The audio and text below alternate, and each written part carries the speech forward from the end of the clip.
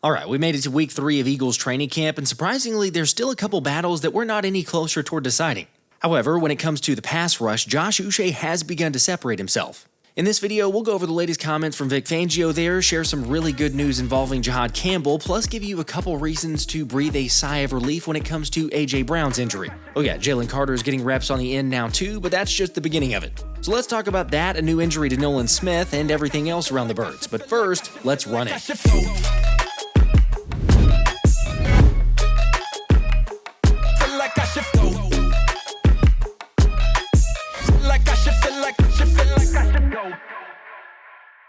What's up, guys? Do you realize the Eagles play a game on Thursday? I mean, we're practically there. And obviously, there's a ton on the line for a lot of the guys trying to make the roster, so I'll get you caught up on those camp battles in a second. However, to start, Howie Roseman made a recent change by releasing defensive back B.J. Mays and signing Appalachian State undrafted free agent long snapper Christian Johnstone. Why would he do that? Yeah, it's a bit strange to have two long snappers on the active roster. Although given the depth of the guys in the secondary, and maybe more so the fact that Mays had barely gotten any third-team reps, is not a huge loss. If anything, the more concerning element is what it could mean for starting long snapper Charlie Hewlett. Remember, the Birds decided to make a change in the offseason by letting Rick Lovato go after an inconsistent season and signing Hewlett. Of course, when he's healthy, Hewlett's proven to be just about as consistent as they come. Granted, after playing 152 consecutive NFL games in a row, the 35-year-old finally had that streak come to an end last season due to a rib injury. And then after Sunday's practice, word got out that Hewlett suffered a neck injury, leading to the most recent signing of Johnstone. Having said that, I know that some have speculated going, well, maybe there's competition there. I don't think they're signing two guys to the active roster. Hewlett should be the guy when he's healthy, and assuming hopefully he's able to recover soon. But you guys let me know in the comments if this is something that concerns you. Or better yet, what's your concern level on a scale of 1 to 10 seeing A.J. Brown out with a hamstring injury? It's over. We are screwed. I throw that in there as a joke, but I'm not gonna lie, I had several people DMing or texting saying, bro, it's over. I mean, sure, seeing AJ in street clothes due to a hamstring injury is never a good thing, especially learning that it happened all the way back on Friday during a rep that caused him to pull himself out of practice. And sure, thinking about this being the same injury that caused the 28-year-old to miss multiple weeks last season does bring up a little PTSD. Because obviously, as we've seen and we know, this team is not even close to the same team without 11 on the field. By the way, case in point, I mentioned this in the past, but the Eagles went 18-0 last year when Jalen Hurts and A.J. Brown started and finished a game together. Although I say this for anyone freaking out or panicking, A.J. still got 4 weeks to rehab before the Dallas game and should be good to go. Plus, NFL insider Mike Garafolo encouraged pumping the brakes there too, saying he doesn't sense a 5-alarm fire or anything like that, so even if Brown sits out a couple practices, there's no reason to panic. There you go. Good news there, and also similar to what I would say in terms of some people mentioning or bringing up the offense being inconsistent in training camp so far. After all, the offense has now gone 6 straight practices without at least one of its starting receivers. Not to mention the fact that Vic Fangio continues to throw new looks at offensive coordinator Kevin Patullo. And sure, that's difficult for anybody, but in the long run, it's only going to make them more prepared for the adversity during the season. We talk a lot. This morning we talked again. Pretty much every day we talk before practice, after practice. Him and I get together on stuff that maybe he did or we did and say like, hey, what were you trying to do here? We may rep it again. We may walk through it again. It's been really good, the communication. He's been a great resource for me and for the offense. And we go back and forth, and he'll ask us, what were you trying to do on this play? What's the intent of it? So he can get it under control, and they can rep it. It's really been good. I think the players feed off each other, too. If you watch some of the older guys that have been here, they'll talk through things as well. I know the receivers talk to DBs a lot, and the O-line, D-line, like, hey, what happened on that one? We may get them on a play, and then, AJ and Q are talking about the release and the route. So I think it really goes hand in hand. It starts with Vic and I going off each other, and the players do the same. We're doing a lot. We're putting the guys in a lot of stressful situations. We're challenging them a lot with formations and different things we're doing in concepts. So they've got to handle a lot each day. So, ultimately, the more we practice, the more that stuff will come down. But we've really pushed them to try to challenge their mental game and the physical side and putting it together on the field. And we're moving guys around a lot. So when you do that, that stuff can happen. The more we go, the more it'll come down, as we know. The more, once the whole offense we feel like is in a good spot, it'll shrink. So in practice, that stuff will all kind of calm down as we go. In case you were wondering what some of those unique looks might be, Jalen Carter said Fangio's been moving him all over the defensive line, including out on the end. And remember, we've seen more Ojomo line up there a good bit, but this is the first time we've heard a concerted effort to give JC looks on that side. Although yeah, with a dude like the Bread Man, I'm all for as many new looks as possible. And think about this, you could very easily see him being used to how Kansas City lines up Chris Jones all over the defensive line. So considering that and, everything else we understand about Jalen Carter, Howie Roseman knows he's about to have to pay up when it comes to JC. Considering how much Milton Williams was able to make going to New England, and the recent signing by Miami where they gave defensive tackle Zach Sealer over $22 million per year. Therefore, it never hurts to start some conversations in advance, as Carter's agent Drew Rosenhaus was in Philly to catch up with JC and get a little FaceTime with Howie. Now, I will say it's pretty clear that a long-term extension won't happen until this upcoming offseason. Yet I couldn't help but laugh at the irony of Jerry Jones calling agents useless and refusing to meet with them while being in this whole Micah Parsons drama nonsense, only to find the Birds invite an agent to camp the following day. I mean, hearing that news had to make the Joneses a bit crazy. All the time, mocking. They see it. Like, if you're anywhere on social media, Dallas fans cannot stand it. For instance, take Ernie, the Dallas Cowboys fan, who complained to ask, why don't the Eagles ever have players in contract disputes, and why are their players always happy with their front office? That's why. Now sit down and shut up. If you think it's bad now, just wait until week 1 when they have to sit there and watch the Eagles raise the Super Bowl banner. I mean, I hope they keep up that exact same energy, just like Jalen Carter's recent energy, with him truly embracing the leadership role on the defense. Trying to bring more energy in. Like I said, our group is young. Like literally the whole defense, we're young, so we all just got to feed off each other. At this point, you did 2 years ago, or is it? Yeah, I did it 2 years ago, but it was more quiet. Yeah. 2 years ago, I was a rookie, so they don't want to hear too much out of the rookie. When you're playing good, you're good, but they told me that I was going to have to speak up a good amount. The players, coaches, everybody, and it's that time. I ain't got to yell and have veins coming out my face, but I'm going to say something to try to get us all with the energy. You realize we're starting to see that transition and shift, and also you think about week 1, Dallas, the bulletin board material that Tyler Booker, the rookie guard that Dallas selected, kind of put out there for JC saying he wants to see him. Jalen Carter's going to go crazy. Of course, yes, we still got a long ways to go and a lot of injuries to deal with. The good news, though, was that Jalen Carter, Landon Dickerson, and Cam Jurgens were removed from the injury report on Sunday. So positive for all of them, but Jurgens being 100% to go after the back surgery is big time. Also, rookie Mac McWilliams and Ben Van Sumeren returned too after missing 3 straight practices as well. Granted, when it comes to guys not practicing, Zach Bond was still out, having missed 5 straight practices, and make that 4 straight practices for wide receiver Terrace Marshall. Meanwhile, the new additions were A.J. Brown, as he's now missed 2 practices, along with running back Montrell Johnson Jr. and safety Lewis Seen, also dealing with some hamstring injuries, as well as guard Trevor Keegan out with a back injury and defensive tackle Byron Young out with a groin injury. Now, as I've stated, I'm not concerned about Bond, nor am I concerned about AJ, but for the other guys, they're trying to make the roster kind of on the bubble for some of those, so it is fairly significant. Anyway, when it comes to the most recent report for limited injuries, long snapper Charlie Hewitt with the neck like I talked about, linebacker Nolan Smith had the concussion, and safety Andrew Mukuba had the shoulder. Now, for the record, this is the first time that we've not seen Jihaad Campbell have any designations on the injury report. That's right, none. Like that was the whole reason teams passed on this dude during the draft. The idea that he wasn't going to be ready for the regular season and might be delayed in his development. However, in reality, the only problem for Campbell is seeing the workload the Eagles are giving him might be a little much. We're probably a little guilty of putting too much on his plate, but, time is coming. Days are disappearing. That they are, because we are less than 1 month away. I know it's crazy to hear this, but less than 1 month away from the regular season opener. And always a huge advantage to get Devontae Smith back on the field, who was fully cleared from practice on Monday. Also, not that you were doubting the impact of Smitty, but Hurts's connection during Monday's practice was just about unstoppable. I mean, 1 + 6 does equal 7 after all.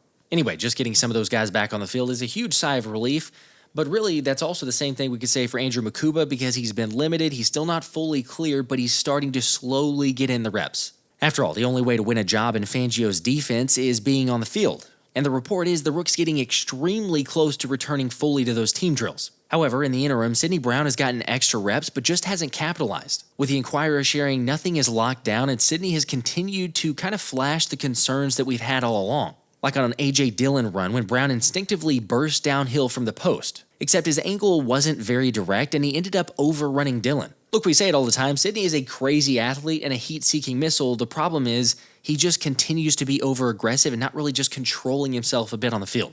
Although, to be fair, and I should say this, the most important opinion of all has seen a little bit of improvement. Sidney's making real good progress. Needs to put some polish on his operation and, just recognize things a little quicker and I think that will take his game to the next level. For the record, I am pulling for him to win the job and show what he can do. And it sounds like he may continue to get more opportunities, with it being uncertain if Mukuba will be able to play in the preseason opener Thursday. Yet even though the Rook hasn't been able to get in as many reps, it's elevated his game in a different area. I feel like, that's whenever my mental kick in more, where I'm taking mental reps, whether I'm watching more film or coming in for extra meetings, those sort of things. So I feel like me not being on the field just give me more time to kind of, improve my knowledge of the game and, just to look at the game at a different point of view. My shoulder getting better every day. I like the direction that it's heading. I've been, getting treatment, doing all the things I need to do possible to be able to get back there as fast as possible. Reminder, I'm going to be at camp on Tuesday, so definitely going to have my eyes on the safety battle, lots of positions, but certainly the safety battle. Seeing City Brown, how does he do, as well as Andrew Mukuba hopefully gets back out there on the field, but stay tuned, have an upcoming video that I'll discuss it a bit more. After all, that's one of the spots that feels like it's still completely up for grabs, much like it is for the cornerback spot. Because despite Adoree Jackson continuing to get the start on Sunday and Monday, both he and Kelee Ringo continue to be synonymous with the phrase up and down. Like on Sunday, when Adoree allowed Jahan Dotson to get behind him on one play, only to follow it up with a nice cover on Devontae Smith. And then for Ringo, he got beat by Smitty on a later rep, but to his credit, he did end up forcing a pass breakup on a short pass to Dallas Goedert. It's not terrible, but serious question, isn't it saying something when Eli Ricks is pushing or kind of stealing some of those starter reps there? Sorry, no offense to Ricks, and he's still not getting the majority of the starter reps. Yet he has started to make some of the most plays during recent practices, with ESPN's Tim McManus sharing of one play when Ricks stuck to Dotson like glue, and then followed that up with a pass breakup on wide receiver Elijah Cooks over the middle before immediately getting tested on the next play on a corner fade. However, just like before, Ricks got his head around, located the ball, and swatted it away. Not gonna lie, I tried to compile as much as I could over the last couple of practices, and there's at least 4 to 5 instances of Eli Ricks having pass breakups on good receivers and being in good coverage. And let's just say Fangio is definitely starting to take notice, as well as still giving some praise to Adoree Jackson. He has made some plays the last few days that were good plays. He needs to eliminate the negative ones too, and which I think he's working hard to do. And I see improvement, definite improvement from last year to this year. You had said last week it was time for Adoree to show who he is as a player. How have those last few practices been for him? Been good. I think Adoree's had a good camp. I think he's competing well. I think he's focused with a good mindset, and like where he's at right now. Are there certain positions where you really need those preseason games to get an uphold eval on players? Yeah. You need full speed action, to really tell. Out in practice, nobody's getting tackled, so you don't know if you made the tackle or missed it. We're not finishing on the quarterback. We're trying to stay away from them. So we need games. It really is hard to tell without preseason action, but Ricks is starting to get noticed and definitely making an impression. But hey, regardless of who it ends up being, at least we got one outside cornerback spot locked down, as Quinyon Mitchell was recently voted the 49th best player in the entire NFL by players around the league. And we said it before about Cooper DeJean when he was voted 60th, but for a rookie to have that kind of recognition league-wide is unreal. Of course, naturally, almost as soon as that news broke on Monday, Quinyon Mitchell broke to intercept a pass from Tanner McKee. I've been around a lot of really good ones, and I think that it starts with just how they're built, and he's built the right way. He has a natural confidence in himself. He doesn't get rattled. He's always trying to work. So there's very little idle time during practice. When it's special teams, we're working. When the offense is on the field during the scout team period, we're working. Pre-practice, we're working. Post-practice, we're working. He's in the building early. He stays late. He's always about ball. He's always trying to find guys that he wants to watch around the league to see what elements in his game he can add. He just has a huge appetite for development and improving himself. And he's very accountable to himself, so he knows that the load that we need him to carry from here on and what we put on him last year, and he has the mental stability. You didn't mention one thing on the field. You mentioned the mental part. Well, that translates. Yeah. That translates, because when you have the mental part, when you have the physical traits that he has, the technique, that's part of it. So, when we're working on technique constantly, our foot placement, how we play the ball in the air, that stuff translates to what happens when it's full speed. And when you can be so detailed, and that's something we're huge on here, is the small details. We don't just roll the ball out there and play. So in terms of him improving on those small things, whether it might be a 6-inch step is too far. or his balance, his weight on his low shoulder is getting too high so he can't break negative. Like seeing those things on film, working on them in controlled environments, that directly translates to what happens on the field. Again, Q was already locked down, but players are now mentioning the fact that he's taken extra time to improve his catching. We're seeing these interceptions now. As I've said before, that's kind of like not the last step because everyone continues to improve, but really the big major last step. If he starts intercepting passes, he's going to be unstoppable. Much like Jordan Davis continues to be unstoppable throughout his training camp. A shout out to John McMullen, but he shared of one play when JD just blew right by Brett Toth to stop Will Shipley for a loss. And look, he's always had the strength, but it's consistent plays like that where players are recognizing his speed and quickness this season. He's getting slim. He's running fast. I really think JD. See, I don't want to get him too much, but I think JD faster than me. He moving fast, man. He was faster than me in college, so he been moving. The idea of a guy Jordan Davis's size being that fast and more importantly now having the quickness and the conditioning is just crazy. I mean, this is what Howie Roseman was hoping to have whenever he drafted him, but we're starting to see him really pick up his effort. Seriously, it's no wonder players and coaches have been saying it, but JD's about to have his best season yet. No doubt. No doubt in my mind. I also have no doubt about more Ojomo because between him and Jalyx Hunt, they've made absolutely the most noise when it comes to the defensive line this camp. And with the pads on Sunday and Monday, Ojomo easily got by Landon Dickerson to wreck offense's plays, something Landon has had happen more than he might want. He's a guy that I would describe, he's awkward in a good way. Just the way he moves, his size, his arm length. He's one of those guys that we kind of quote unquote say is awkward to block, and I think that gives him a huge advantage in this game. Is he's not your stereotypical D tackle size, right? Like a Jordan Davis or a Jalen Carter, and he's a very strong guy. He's twitchy. He knows football. So he's doing a lot of great things. I see him coming out here every day, getting better and better. I get it. I'm a broken record at this point, but the youth and talent on this squad is unreal. Heck, Ojomo is just 23 years old despite entering his third season this year. And as a former 7th-round pick in 2023, he has the opportunity to turn into one of the biggest steals in NFL history. Now, I know, I don't want to get ahead of myself, but just saying, it's pretty dope to see the kind of progression Ojomo's made since first getting to Philly. Although it makes sense with the iron sharpens iron mentality for the Birds, something the Eagles are leaning into even more with right guard Tyler Steen. Look at his body of work as he's grown from the last couple of years until now, and then obviously on Friday going against Jalen Carter, going against Jordan Davis. Like, it really, you can see his intensity ramp up and the want to and the attitude and just the decision making he has at certain calls he needs to make, and the communication's really growing. So you can see him in practice. We're going against a pretty good D line, so I think that's really benefited him. Steen, that's my boy. He went to Bama. I played against him, I think, one time at Bama. But me and him been going at it since we got here. First reps, when it was him and Makai going for a spot, I was going against both of them guys.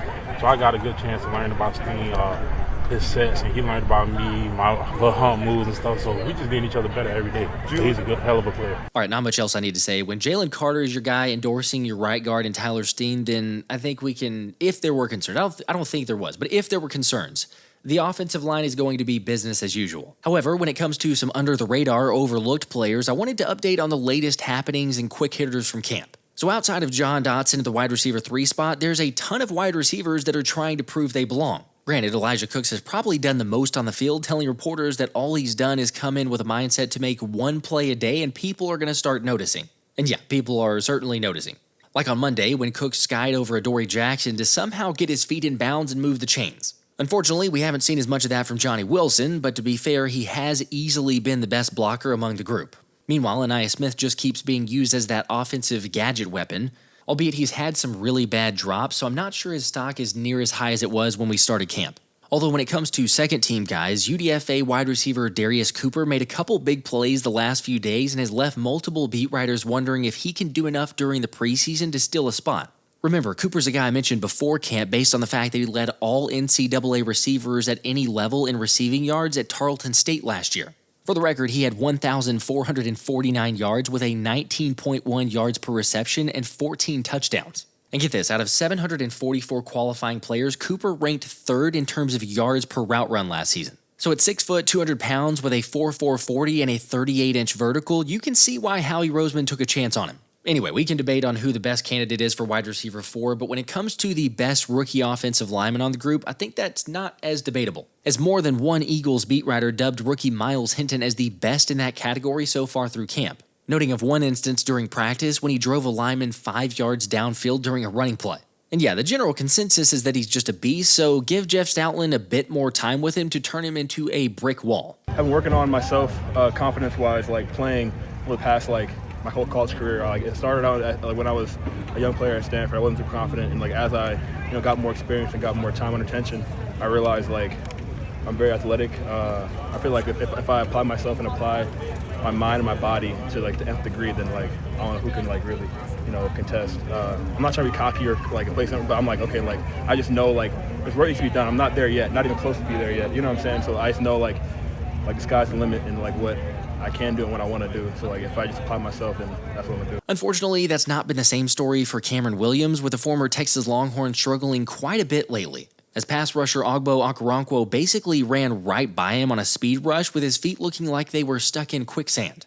That's why I've brought up his name on a couple times for the 53-man roster projections. I don't think that Cameron Williams would make it outright, but we know Howie, he has some magic up his sleeve, maybe a phantom injury, so keep an eye out for Cameron Williams there. But back to Okoronkwo real quick, Jeff McClain thinks he legit has a chance to make the team as a situational pass rusher, going as far to say that he's shown more than Azeez Ojulari up to this point.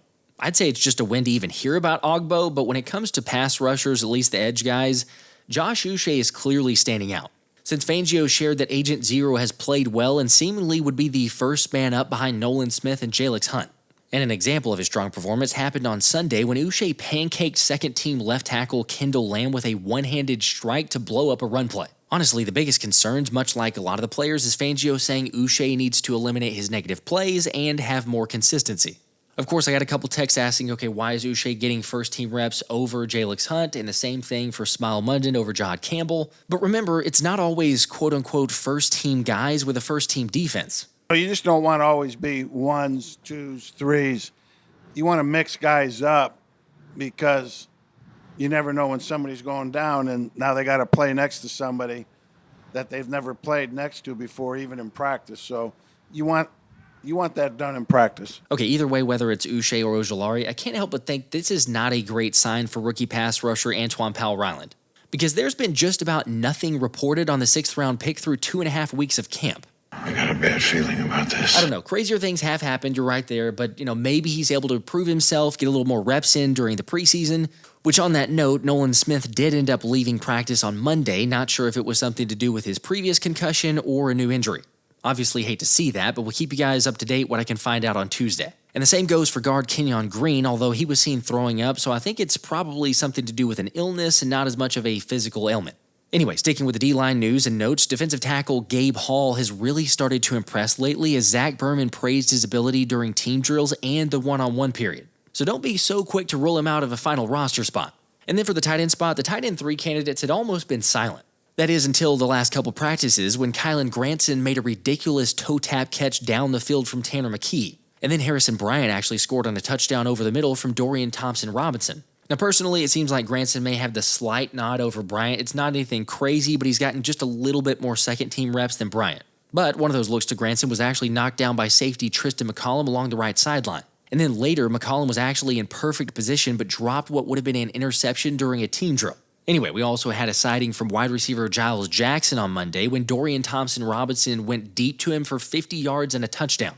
And probably not a surprise, but multiple beat writers called it the play of the day on Monday, in particular from Jackson, who had to adjust and make the catch over the shoulder. Meanwhile, speaking of big plays, running back Shunderrick Powell had another long run as he's broken off at least one of those in 4 consecutive practices, with the most recent being the one Jeff Kerr shared as Powell ripped off a big gain before lowering his shoulder when Reed Blankenship went in to make the tackle. But after the hit, Powell stayed up and was able to pick up another 10 yards or so. Now, yeah, obviously helps to get more reps with Montrell Johnson Jr. out due to the hamstring, but we'll see if the undrafted free agent can flash enough to give Howie something to think about during the preseason. My favorite part, probably as you guys can see, is the competitive side, talking crap to each other, pushing each other, especially during these days.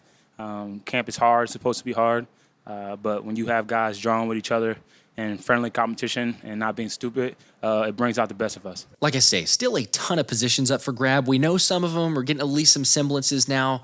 We'll get an idea with a preseason game coming up on Thursday. But as I've also mentioned too, I'm going to be there on Tuesday. Lots of you have shared. Drop it in the comments below who you want me to check up on. I'll tweet it out as well. anyone that I can, hopefully maybe some of the overlooked guys, but anybody else, let me know in the comments. Make sure to like and subscribe, and I'll catch you on the next one. This has been the Philly Special. Like I should feel like I should go.